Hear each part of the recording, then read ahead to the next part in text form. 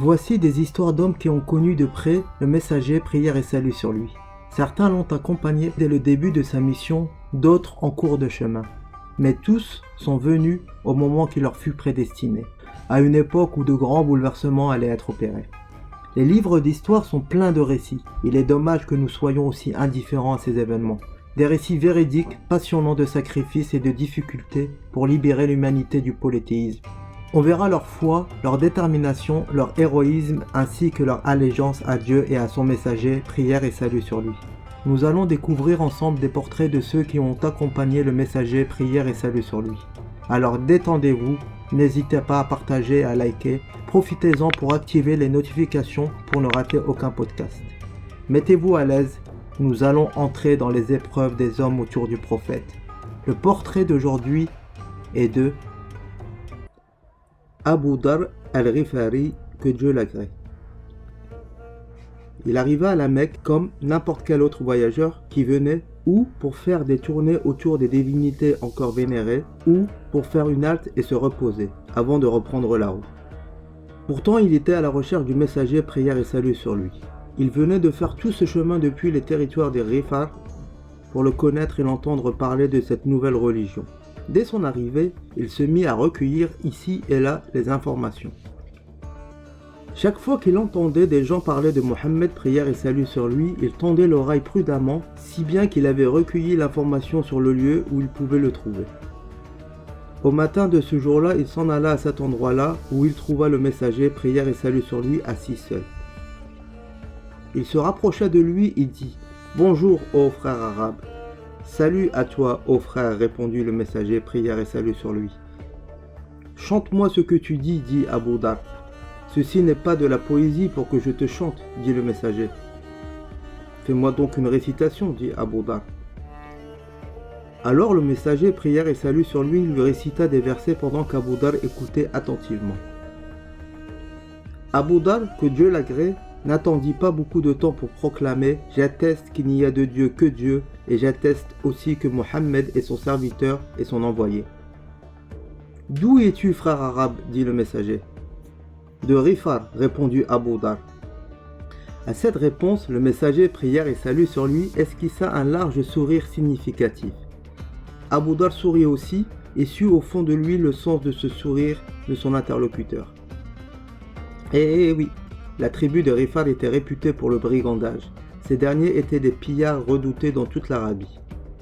Mais alors, comment se fit-il que l'un d'eux vint embrasser l'islam, alors que l'islam était encore une religion méconnue? Le prophète, prière et salut sur lui, s'est mis alors à regarder de haut en bas, par étonnement de qui est arrivé de Ghifar, puis il a dit « Dieu guide qui il veut ». C'est vrai, Abu Dar est l'un de ces guidés, à qui Dieu veut du bien. Déjà, avant d'embrasser l'islam, il était un révolté contre l'adoration des idoles. C'est pourquoi il se dirigea vers la Mecque dès qu'il entendit parler d'un prophète qui dénonçait l'adoration des idoles. Abu Dar se convertit donc à l'islam, dès qu'il entendit les premiers versets de la bouche du messager, prière et salut sur lui. Dans le classement des musulmans convertis, il est le 5e ou le 6e. Par ailleurs, il était d'une nature bouillante. Il était fait pour être toujours révolté contre le faux. Il dit au messager, prière et salut sur lui, « Ô messager de Dieu, que me recommandes-tu » Le prophète, prière et salut sur lui, lui répondit, « Tu retournes dans ton peuple jusqu'à ce que mon affaire te parvienne. » Abu Dar ne se retint pas de dire sur le champ, « Par celui qui détient ma vie dans sa main, je n'y retournerai qu'après avoir crié l'islam dans la mosquée. » Ainsi était sa nature rebelle. Était-il possible qu'Abu Dar retourne silencieux chez lui? Eh bien non, cela était insupportable pour lui. Après quoi, il entra à la mosquée sacrée et dit de sa plus haute voix, « J'atteste qu'il n'y a de Dieu que Dieu et j'atteste aussi que Mohammed est l'envoyé de Dieu. » C'était là le premier éclat de voix musulman qui défia l'orgueil des Quraysh. Un éclat de voix lancé par un étranger qui n'avait ni lien de parenté ni protection à la Mecque. Ce cri ameuta les Qurayshites qui se mirent aussitôt à maltraiter Abu Dar, de telle sorte qu'il se retrouva à terre. Il ne fut sauvé que par l'intervention d'Al-Abbas, l'oncle du prophète, prière et salut sur lui. « Ô Qurayshites, avait-il dit, vous êtes des commerçants et votre commerce passe par le pays des Ghifar, dont cet homme fait partie. S'ils déchaînent son peuple contre vous, ils couperont le chemin à vos caravanes. Mais là, le nouveau musulman récidiva son défi sans avoir la moindre peur. Les Qurayshites accoururent vite et se mirent à le frapper si violemment qu'il perdit connaissance.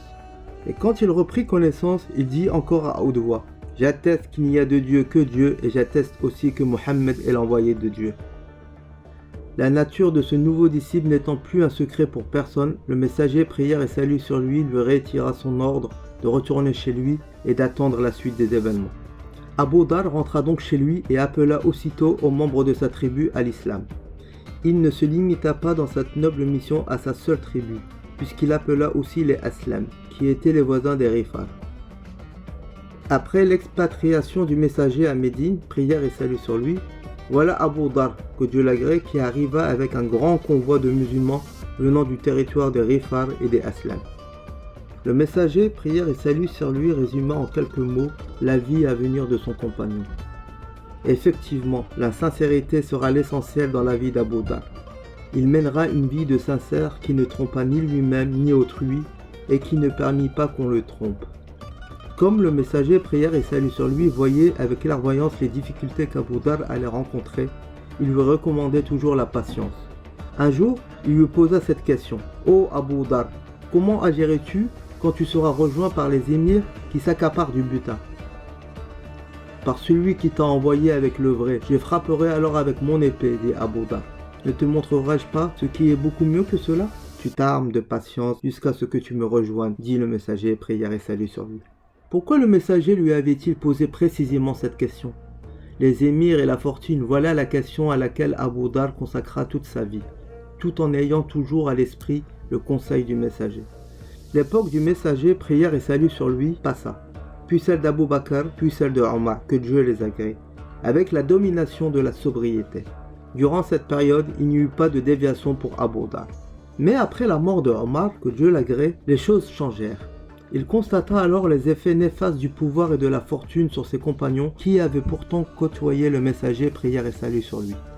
À chaque fois qu'il décidait de prendre son sabre et sortir combattre le mal, il se rappelait le conseil du messager, prière et salut sur lui. Il laissait alors son arme dans son fourreau, sachant bien qu'il est interdit d'utiliser les armes contre le musulman.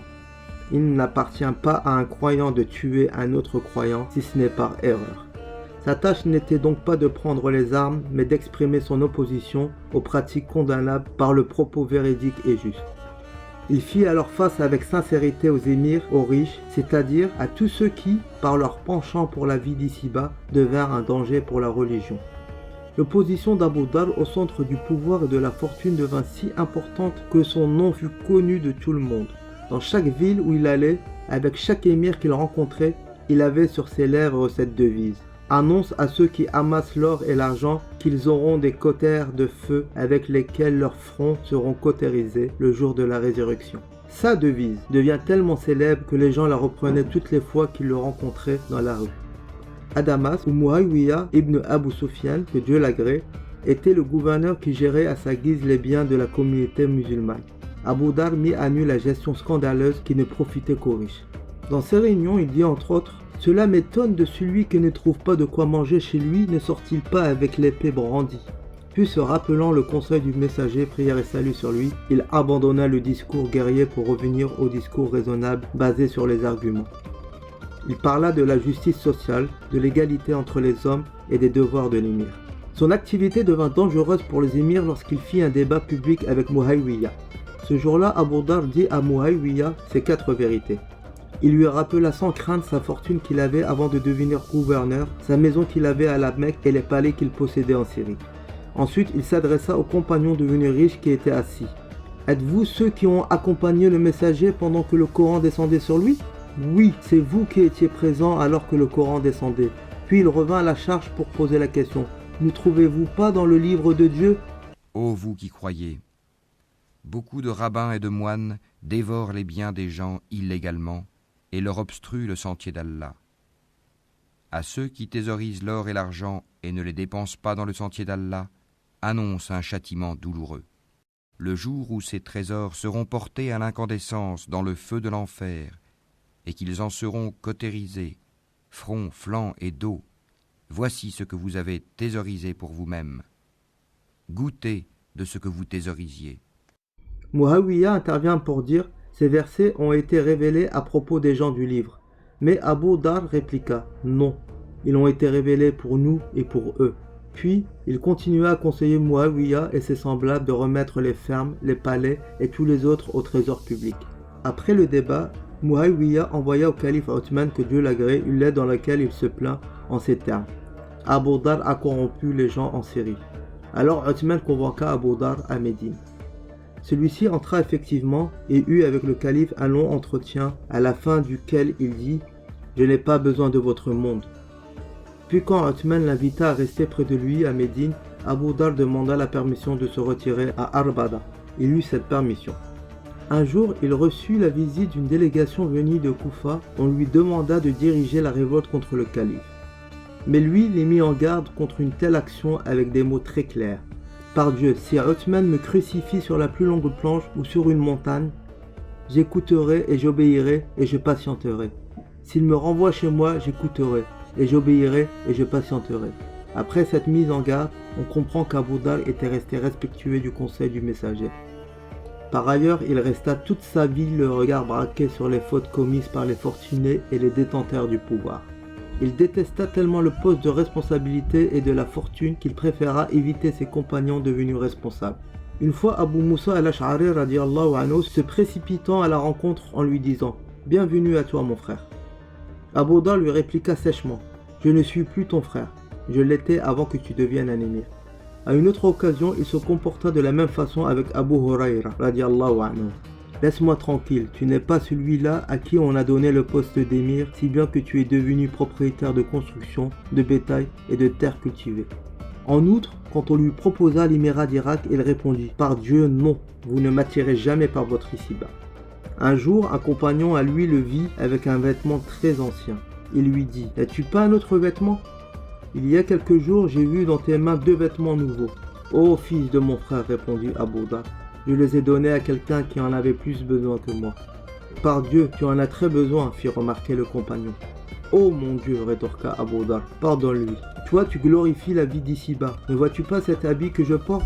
Eh bien, j'en ai un autre pour la prière du vendredi. J'ai aussi une chèvre dont je trais le lait, une ânesse qui me sert au transport.